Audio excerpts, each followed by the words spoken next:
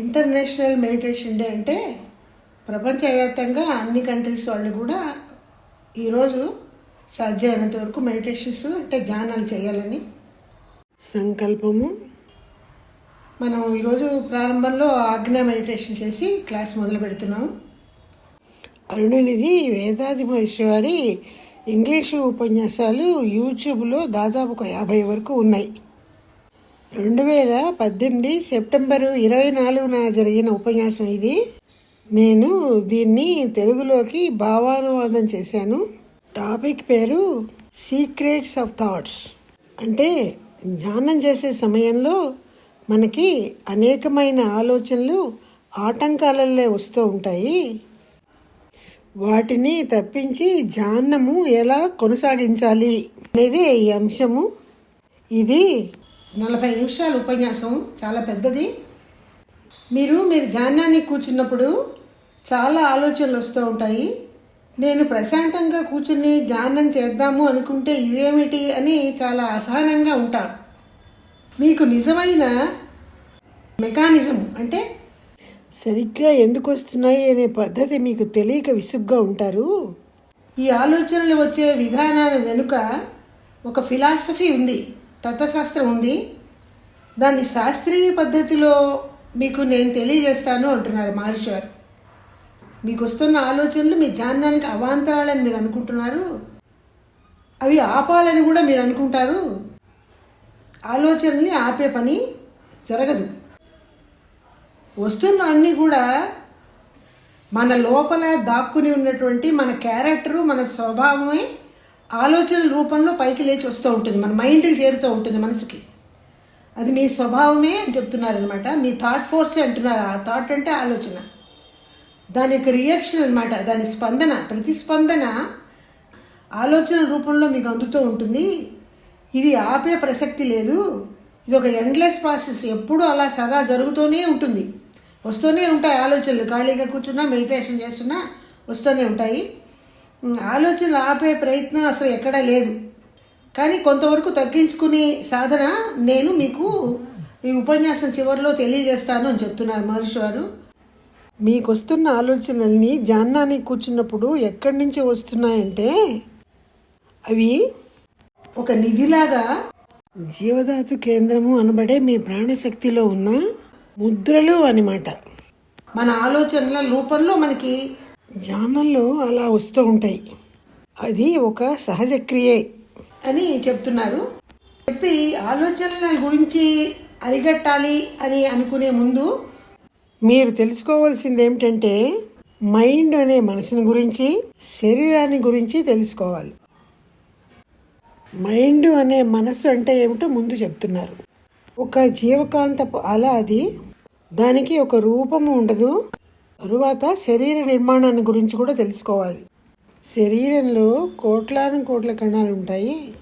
కణాలన్నీ molecules యొక్క సముదాయము. Molecules అన్నీ అణువుల సముదాయము. అణువులన్నీ శక్తి కణాల యొక్క సముదాయము.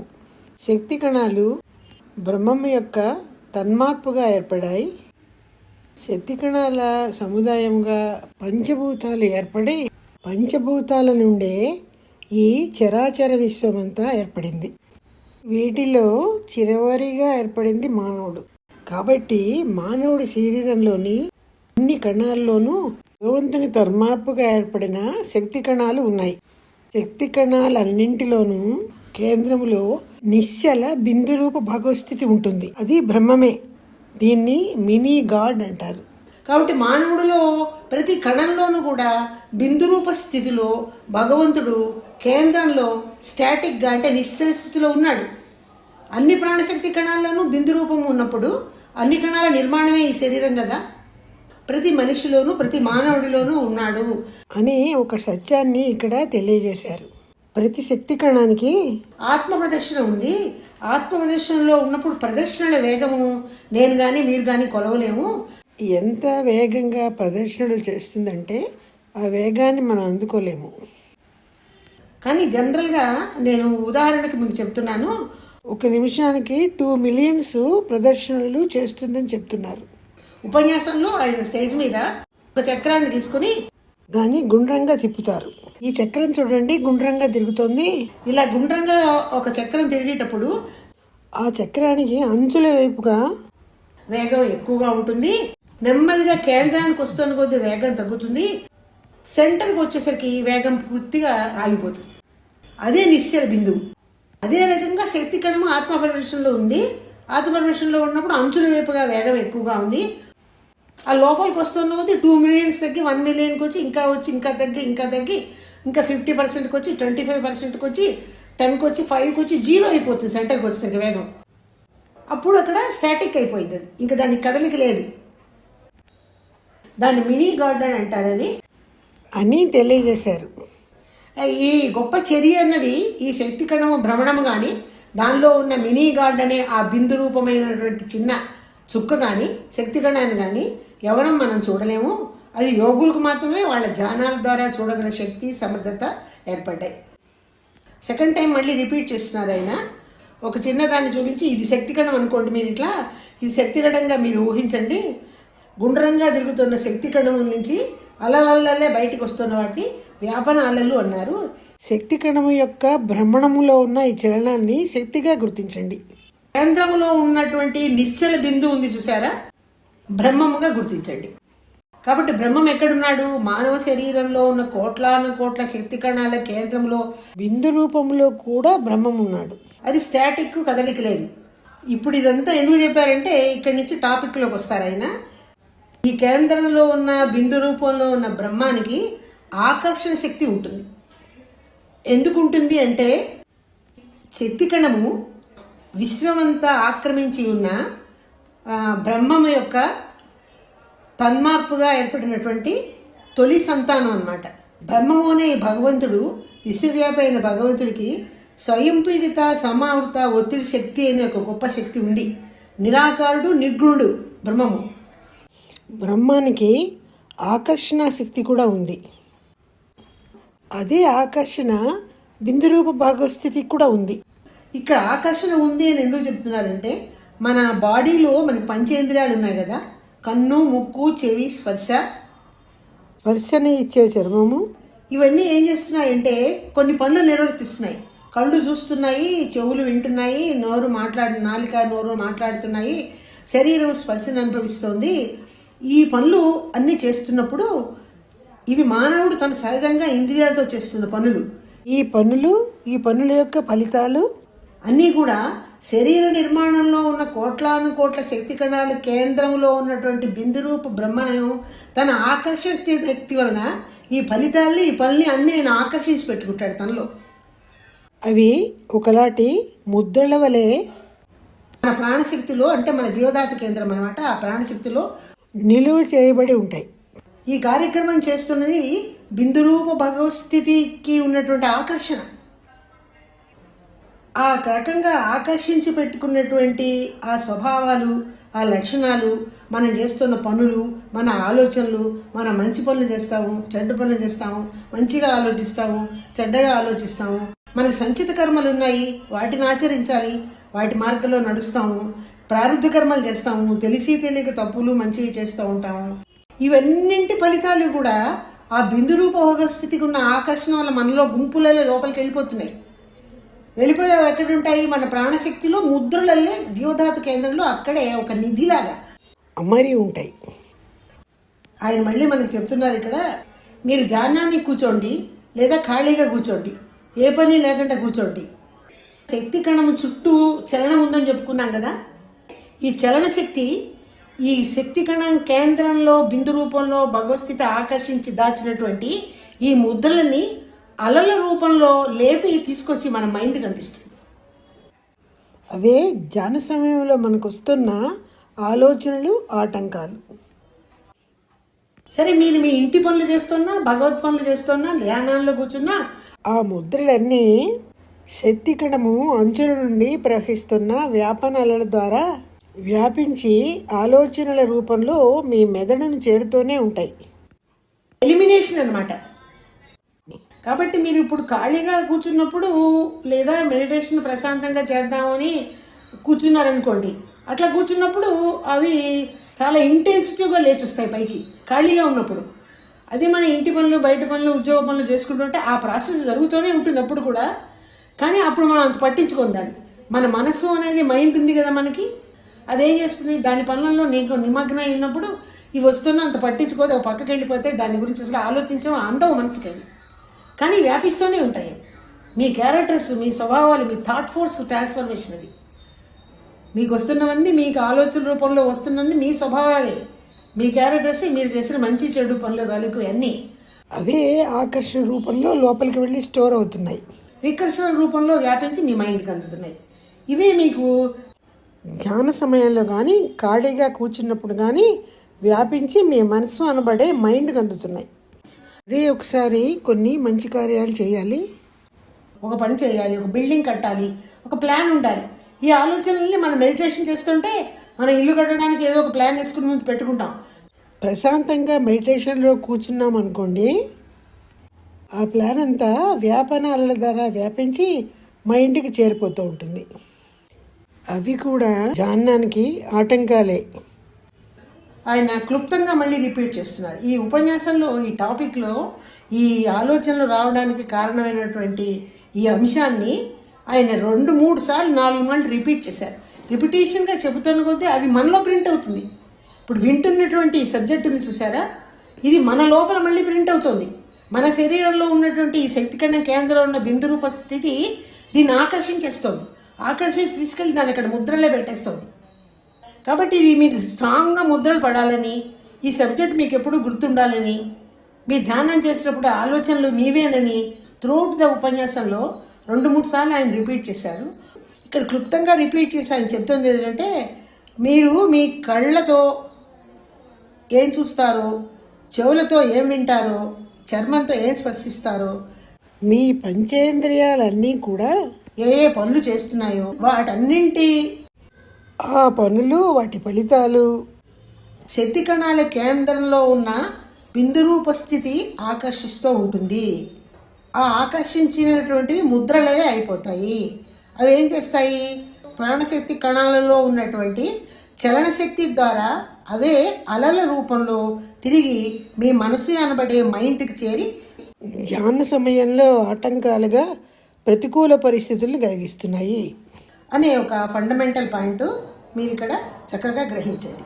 తర్వాత ఇంకో పాయింట్ చెప్తున్నారు, మీరు చేసిన పనులు, మీ ఆలోచనలు, మీ ఇంద్రియాల పనులే కాదు, మీ చుట్టూ వాతావరణంలో జరుగుతున్నటువంటి అనేక సంఘటనలు, మీరు ఎదుర్కొంటున్న అనేక సమస్యలు బయటవి, అవి కూడా ఈ బిందురూప భగవస్థితి ఆకర్షిస్తుంది. శక్తి కణానికి ఉన్న చలనశక్తి మీ మనసుకి, మీ మైండ్కి అందిస్తూ ఉంటుంది. ఒక్క ఇంద్రియాల పనులే కాదు, ఈ రకంగా మీ చుట్టూ ఉన్న పనుల ఫలితాలు కూడా ధ్యానానికి ఆటంకంగా ఆలోచనల వలె అందుతూ ఉంటాయి. ఇంద్రియాలన్నీ కూడా వాటికి ఉన్నటువంటి స్వయం సందర్భమైన పనులలో నిమగ్నమై ఉన్నప్పుడు ఇటువంటి ఆలోచనలు వచ్చినా వాటిని మీరు గమనించరు, వచ్చినా పట్టించుకోరు, వస్తాయి అవి. కానీ ఇవే మన ధ్యానంలో కూర్చున్నప్పుడు లేదా ఖాళీగా ఉన్నప్పుడు మనసుకు అంది మిమ్మల్ని వ్యాకులపరుస్తూ ఉంటాయి. ధ్యాన సమయంలో అయితే ఇవి అడ్డంకులలో మీరు ఫీల్ అవుతున్నారు, ఇవి చాలా సహజంగా వచ్చేవే. ఇప్పుడు మీకు అందరికీ చాలా బాగా అర్థమైందని నేను అనుకుంటున్నాను అంటున్నారు ఆయన. ధ్యానానికి ఆటంకాలుగా వస్తున్నవన్నీ మీ ఆలోచనల ఫలితాలే, మీ స్వభావాలే, వాటినే మీ థాట్ ఫోర్స్లు అని కూడా అంటారు. మీ జీవిత విలువలు కూడా. వీటిని ఎలా ఆపాలి, ఆపడం అన్నది అసాధ్యము. కానీ వస్తున్న ఆలోచనలకు సంబంధించిన ముద్రలను క్రమక్రమంగా నెమ్మదిగా తొలగించవచ్చు. వాటిల్లో మంచివి ఉంటాయి, చెడువి ఉంటాయి. అడ్డంకులు, అవాంతరాలతోనే ధ్యానాన్ని పూర్తి చేసేయండి. ధ్యానానంతరం ప్రశాంతంగా కూర్చుని ఇంట్రాస్పెక్షన్ అనే ఆత్మ పరిశీలన చేయాలి. ధ్యాన సమయంలో మీకు వచ్చిన నెగటివ్ ఆలోచనల్ని ముందుగా ఎన్నుకోండి. అనగా మీరెవరినైనా నొప్పించినా, బాధించినా, హింసించినా మీలో ఏర్పడిన నెగటివ్ ముద్రల తాలూకు ఆలోచనలు. ఎట్లా చేయాలో చెప్తున్నారు. ఆఫ్టర్ మెడిటేషన్ చక్కగా ఖాళీగా కూర్చోండి. నెగటివ్ థాట్స్ నాకు ధ్యానంలో వచ్చింది. ఒక థాట్ తీసుకోండి. ఈ థాట్ మీకు వచ్చిన థాట్ని, ఇది నాకు ధ్యానంలో వచ్చింది, నేను ఒక వ్యక్తిని ఏమైనా నొప్పించానా, లేదా ఎవరినైనా బాధ పెట్టానా, ఏదైనా తప్పు పని చేశానా, ఇది ఒక పాపపు ముద్రగా నాలో చేరింది, నాకెందుకు ఈ ముద్ర, ఈ పాపపు ముద్ర నాలో ఉండబట్టే కదా నేను ధ్యానం చేస్తుంటే తిరిగి లేచి వచ్చి నన్ను నాకు ధ్యానానికి అవాంతరంగా తయారవుతుంది. ఈ ముద్ర నాకు అవసరమా, దీన్ని నేను తొలగించగలనా అని ఆలోచించి తొలగిస్తాను. స్ట్రాంగ్ డిటర్మినేషన్ రావాలి, దీన్ని నేను తీసేస్తాను. తీసేయడం వల్ల నాకేమవుతుంది, ప్రశాంతత వస్తుంది. ఈ ముద్ర తిరిగి తలెత్తి నాలోకి, నా ఆలోచనలోకి రాకూడదు, రాకూడదు, రానివ్వను. ఇది నాకు వద్దు, ఖచ్చితమైన అభిప్రాయానికి రావాలి. దాన్ని ఏమంటారంటే ఆటో సజెషన్ అంటారు. ఈ ముద్రను ఇక రానివ్వను, ఇది నాకు అక్కర్లేదు, ఇది వస్తే నేను ఊరుకోను, దీన్ని తొలగించేస్తాను, ఇది నాకు అనవసరం అని, నేను దీన్ని తొలగించగలను అనే ఒక స్ట్రాంగ్ మైండ్తో ఏం చేయాలి, ఆటో సజెషన్. మీకు మీరే సజెషన్ ఇచ్చుకోవాలి. బయట నుంచి ఎవరు వచ్చి మీకు సలహాలు ఇవ్వరు మీలో చెడు తెలియపోవడానికి. ఈసారి ధ్యానంలో కానీ ఇటువంటి ముద్ర తల ఎత్తి నెగటివ్ది నాకు కనుక వచ్చేటట్టే దాన్ని చెరిపేస్తాను, దీన్ని అవసరం నాకు లేదు అనే స్వయం సలహాలు ఇచ్చుకుంటూ కూర్చోవాలి. ఎన్ని చెడు ఆలోచనలు వచ్చాయో వాటిని ఒకటొకటే తీసేస్తూ ఉండండి. ఈసారి మీరు ధ్యానానికి కూర్చున్నప్పుడు ఆ చెడు థాట్, ఆ సిన్ ఇంప్రింట్ రాదు. ఒకవేళ వచ్చినా కూడా దాని పవర్ చాలా తక్కువగా ఉంటుంది, లెస్ ఇంటెన్సిటీతో వస్తుంది. వచ్చినట్టే మళ్ళీ పక్కకి వెళ్ళిపోతుంది. ఎందుకంటే నాకు వద్దు, నేను చేర్పేసాను అనే ఒక స్ట్రాంగ్ ఆటో సెషన్ ఇచ్చుకున్నారు కదా. మీరు ఆటో సెషన్ ఇచ్చుకున్నారు కాబట్టి అది అణిగిపోతుంది, కాబట్టి అది తొలగిపోతుంది. వచ్చినా కూడా సన్నగా దాని ఎఫెక్ట్ చూపించి అది తొలగిపోతుంది. ఈ రకంగా అన్ని చెడు ఆలోచన తాలూకు ముద్రలు మీరు తొలగించుకోగలరు. ఇది ఒక రోజులో అయ్యే పని కాదు, క్రమక్రమంగా చేస్తూ ఉండాలి.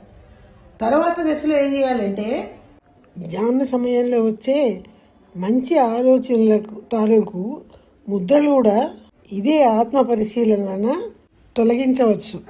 జీవితకాలంలో ఒకరికి సహాయం చేశాము, లేదా మనం ఎవరికో దానం చేశాము, ఆ ఫ్యామిలీ బాగుపడింది, బుద్ధిలోకి వచ్చారు, వాళ్ళ పిల్లలు చదువుకున్నారు, ఇంకెవరో ఆకలిగా ఉన్నవాడికి అన్నం పెట్టాము, వాడు సంతృప్తిగా వెళ్ళాడు. ఇవన్నీ పాజిటివ్ ఆలోచనలు, ఇవి కూడా ముద్రలు అయిపోయినాయి. ఈ ముద్రల తాలూకు ఆలోచనలు కూడా ధ్యానానికి ఆటంకాలుగా వస్తున్నాయి.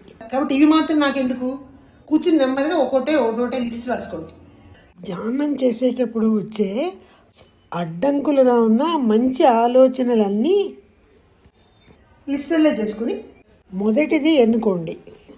ఏదో వాళ్ళకి మంచి జరగాలని చేశాను, అక్కడికి ఇది అయిపోయింది, దాని తాలూకు ముద్ర ఆలోచన వల్లే నాకు ధ్యానానికి ఆటంకంగా వస్తుంది, నేను దీన్ని తొలగించేస్తాను, దీని అవసరం నాకు లేదు. స్వయం సలహాలు ఇచ్చుకోవాలి. ఇక్కడ కూడా వరుసగా అన్నీ చెరిపేయచ్చు. ఇప్పుడు నేను మంచి చెడు ఆలోచనలకు అతీతంగా ధ్యానం చేసుకోగలుగుతాను. ప్రశాంతత కావాలి, దైవోన్ముఖంగా నేను వెళ్ళాలి, నాకు ఆత్మజ్ఞానం కావాలి అనే ఒక సంకల్పంతో ఆటో సెషన్స్ అనబడే స్వయం సలహాలు ఇచ్చుకోవాలి. మీరు తొలగిస్తున్నవి ఆలోచనలు కాదు, ఆలోచనల తాలూకు ఇంప్రింటు జీవదాత కేంద్రంలో పడింది కదా, ఆ ముద్రలు తొలగిస్తున్నారు మీరు ఇంట్రాస్పెక్షన్లో. వచ్చిన ఆలోచన పొమ్మంటే పోదు, ఆ ముద్ర తొలగిపోవాలి. మీరు చేస్తున్న ఇంట్రాస్పెక్షన్ వల్ల నెమ్మదిగా మంచి తాలూకు ముద్రలు, చెడు తాలూకు ముద్రలు కూడా తొలగిపోతాయి. అలా చేయడం వల్ల ఏమవుతుంది, ఈ మంచి తాలూకు ముద్రనే చెరిపేసుకుంటున్నాను, ఆలోచన పైకి ఇంకా రానివ్వను, ఇది నాకు వద్దు అని. చెడు తాలూకు ముద్రలు నేను చెరిపేసుకుంటున్నాను, ఇంకా నాకు రావు ఇవి. అతి త్వరలోనే బ్రహ్మజ్ఞానాన్ని పొందే అవకాశం ఏర్పరచుకుంటాను. మంచి చెడు తాలూకు ముద్రలు తొలగగానే ధ్యానానికి ఇంకా ఆటంకాలే లేవు. ప్రశాంతతతో నేను అన్ని ధ్యానాలు చేసుకోగలను అని అనుకోవాలి. ఇదొక రకంగా మనకు వస్తున్న ఆలోచనలు తొలగించుకునే విధానం. ఆలోచనలు రాకుండా ఎవరు ఏమీ చేయలేరు. చేయగలిసింది ఏంటంటే వాటిని నెమ్మదిగా తగ్గించుకొని తొలగించడం చేయాలి. ఈ ఆత్మ పరిశీలన ఆఫ్టర్ మెడిటేషనే చేయాలి, ప్రశాంతంగా కూర్చుని. ఇంకొక ప్రాసెస్ చెప్తున్నారు, అది ఇంకా బ్రహ్మాండమైన ప్రాసెస్. మీకు ఉన్నటువంటి చెడ్డ ఆలోచనల తాలూకు ముద్రల్ని మంచి పనుల తాలూకు ముద్రలు సంపాదించుకుని ఈ చెడు ముద్రల్ని మంచి ముద్రలతో ఓవర్లాప్ చేయండి, రీప్లేస్ చేయండి. కొన్ని చెడ్డ పనులు చేసాము, ఎవరినో కొట్టాము, కొంతమందిని తిట్టాము, పెద్ద పిల్లల్ని కొట్టాము, చేయకూడదని చేసాము, వెంటనే ఈ ముద్ర పడిపోతుంది. అది మనకి ఎంతో బాధ పెడుతుంది. మెడిటేషన్లో కూర్చోగానే అదిగో ఆ పిల్లవాడిని అనవసరంగా కోపడ్డానే, వాడిని అనవసరంగా కొట్టానే, వాడిని బాధ పెట్టానే అనే ఆలోచన వచ్చేస్తుంది. మిమ్మల్ని మెడిటేషన్ చేసుకోనిట్టలేదు. కాబట్టి మీరు ఏం చేయాలి? ఆ ముద్ర తొలగాలంటే ఏం చేయాలి? దాన్ని తప్పించాలంటే ఏం చేయాలి? మంచి కార్యం చేయాలి. ఇంకొక మంచి పని చేసి ఆ మంచి ముద్ర ఏర్పడుతుంది కదా, ఈ మంచి ముద్ర వెళ్ళి చెడు ముద్రని మీద పడిపోతుంది. మంచిది పైన ఉంటుంది, చెడ్డది అడుక్కి వెళ్ళిపోతుంది. చెడ్డదాని యొక్క ఫలితం అంత తొందరగా కనపడదు, అడుక్కు నెట్టివేయబడుతుంది. మంచిది రీప్లేస్ అయిపోతుంది. దానికి ఉదాహరణ చెప్తున్నారు. మీకు అర్థం కాలేదేమో ఇప్పుడు నేను చెప్పింది. నేను మీకు ఉదాహరణ చెప్తాను చూడండి. ఒక మట్టి పాత్రకి మనం వాడతాం ఇంట్లో, అది చేజారి కింద పగిలిపోయింది. ఆ మట్టిని కనుక నానబెట్టి కరిగించి ఇంకొక మట్టి నల్ల మట్టి కుప్పలో దాన్ని కలిపి మరొక మట్టి పాత్రను చేస్తున్నారు కదా, చేసుకోవచ్చు కదా. అదే రకంగా గోల్డ్ నగలు ఉన్నాయి, అవి అరిగిపోతున్నాయి. కంసాల దగ్గర తీసుకెడతాము, కరిగిస్తాము, దానిలో ఉన్న కలుషితాన్ని ఆయన పక్కన తీసేస్తున్నాడు. ఆ మేలిమి నెట్టబెట్టి దాంతో మళ్ళీ కొత్త నగ చేస్తున్నాడు కదా. ఐరన్ ఉంది, ఐరన్ కరుగుతారు, ఇంకొక ఇన్స్ట్రుమెంట్ చేస్తారు ఐరన్తో. కాబట్టి మీరేం భయపడక్కర్లా, బాధపడక్కర్లా ఒక చెడు ముద్ర నాలో ఉందని. ఇప్పుడు మీరు మంచి కార్యాలు చేయండి. మంచి కార్యాలు చేయడం వల్ల ఈ మంచి ముద్ర వెళ్ళి చెడు ముద్ర మీద రీప్లేస్ అయిపోతుంది. ఆ రకంగా కూడా మీ చెడ్డ ముద్ర తొలుగుతుంది. ఆ ముద్రలన్నీ తొలుగుతాయి. మీ క్యారెక్టర్ను మీ ఇష్టానుసారంగా మీరు మోల్డ్ చేయగలుగుతారు. ఈ రకంగా మీరు మీ జీవధాతు కేంద్రంలో ఉన్న ముద్రలని ఇంట్రాస్పెక్షన్ ద్వారా క్రమక్రమంగా తొలగించుకుంటూ వెళ్ళగలిగితే, తప్పించుకుంటూ వెళ్ళగలిగితే మీకు మెడిటేషన్ సాధ్యపడుతుంది. అది ఒకటే కాదు, ఈ ప్రాసెస్ వలన ఏమవుతుందంటే మీ క్యారెక్టర్ మోల్డ్ అయిపోతుంది, మీ స్వభావం మంచితో నిండిపోతుంది. ఇప్పుడు మీరు మీ ఇష్టానుసారంగా మంచి కర్మల ఫలితాలే మీ ఆలోచనలకు వస్తాయి. చెడు రిమూవ్ చేసిన తర్వాత మంచి కర్మల ఫలితాలే మీ ఆలోచనలకు వస్తాయి. అవి అతి త్వరలో తొలగించుకోవడానికి చేయవలసినటువంటి ఇంట్రాస్పెక్షన్స్ చేయగలుగుతారు. అయితే చాలా టైం పడుతుంది. కాబట్టి సాధన కొనసాగిస్తూ ఉంటే తప్పకుండా ఫలితం లభిస్తుంది. పూర్వకాలంలో ఋషులు సంవత్సరాల తరబడి తపస్సులు చేశారంటే ఈ రకంగా ఆత్మ పరిశీలన చేస్తూనే అన్ని సంవత్సరాలు పట్టింది వాళ్ళకి. ముక్తికి, బ్రహ్మాన్ని కలవడానికి, మోక్షానికి ఒక్కొక్కళ్ళు ఎన్ని సంవత్సరాలు చేశారో వాళ్ళు. వాల్మీకి లాంటి వాళ్ళు, వశిష్ఠుడు లాంటి వాళ్ళు ఎన్ని సంవత్సరాలు చేశారు. వాళ్ళ పాము పుట్టలాంటి పుట్టలు వాళ్ళ మీదకి వచ్చేస్తే నిద్రాహారాలు మాని అన్ని సంవత్సరాలు చేశారంటే ఇంట్రాస్పెక్షన్ ద్వారా వాళ్ళలోని చెడుని నెమ్మదిగా తొలగించుకుంటూ వాళ్ళు కైవల్యానికి చేరగలిగడానికి వాళ్ళకి అంత టైం పట్టింది. వాళ్ళు పవిత్రులు అయ్యారు. దీనివల్ల బ్రహ్మాన్ని పొందారు. వాళ్ళు ఇంట్రాస్పెక్షన్ చేసి మంచి చెడు కర్మల ఫలితాల ముద్రలు అన్నింటినీ తొలగిస్తే ఆత్మజ్ఞానానికి వెళ్ళే ద్వారం బాగా తెలుసుకుంటుంది. ఆత్మజ్ఞానం సంపాదించుకోగలుగుతారు. మొదటిగా ఆలోచనలతోనే, అడ్డంకులతోనే తపస్సు చేయాలి. ఆ తపస్సు అయిపోయిన తర్వాతే మీరు ఇంట్రాస్పెక్షన్ అనబడి ఆత్మ పరిశీలనలోకి రావాలి. మీరు సాధన చేసి చూడండి అని హెచ్చరిస్తున్నారే. మీరు సాధన చేయండి, తప్పకుండా మీరు ఫలితాన్ని పొందుతారు. మీకు ఇష్టం వచ్చిన ప్రపంచాన్ని మీరే సృష్టించుకుంటారు. ఇంట్రాస్పెక్షన్ ద్వారా మీ క్యారెక్టర్ని మీరు మోల్డ్ చేసుకోగలుగుతారు. మీ స్వభావాన్ని మంచిగా మార్చుకుంటారు అనమాట. మెడిటేషన్ కోసం మీరేమి కొత్త ప్రపంచాన్ని సృష్టించుకోగలే. ఈ ఇంట్రాస్పెక్షన్లోకి వెళితే చాలు, మెడిటేషన్ అదే వచ్చేస్తుంది. మీరు సంపాదించిన ఈ గొప్ప శక్తి, ఏ శక్తి సంపాదించారు? మీరు ఆత్మ పరిశీలన చేసుకుని మీలోని చెడుని తొలగించేశారు.